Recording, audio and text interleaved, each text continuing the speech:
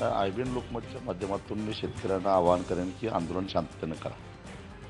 मी शेतकऱ्यांचा राग समजू शकतो. ऊस दरावर तोडगा निघाला नाही तर 26 जानेवारीला पालकमंत्र्यांना घेराव घालणार. राजू शेट्टींची घोषणा. शेतकऱ्यांना आंदोलन शांततामय मार्गाने करण्याचं आयबीएन लोकमतच्या माध्यमातून आवाहन.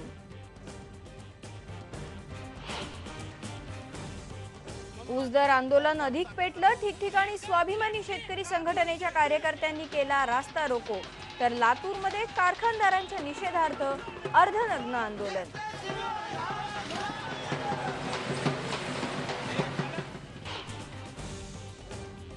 महापालिकेमध्ये बेस्टचं बजेट मंजूर. मुंबईकरांवर बेस्ट दरवाढीची कुऱ्हाड. फेब्रुवारी आणि एप्रिलमध्ये 2 वेळा होणार भाडेवाढ लागू. बेस्टचा तोटा भरून काढण्यासाठी मुंबईकरांसाठी नव्या कर प्रणालीचाही निर्णय.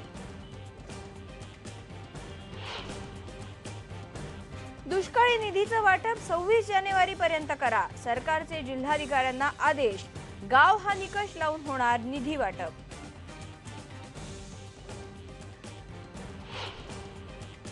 मनसेचे माजी नेते प्रवीण दरेकर, वसंत गीते, रमेश पाटील यांचा भाजपमध्ये प्रवेश. राज्यात 1 कोटी सदस्य करण्याचा भाजपचा संकल्प. नागपुरात मुख्यमंत्र्यांच्या घराजवळच 2 महिन्यात दुसरा खून. भर दिवसात चाकूने भोसकून तरुणाला केलं ठार. आरोपी फरार.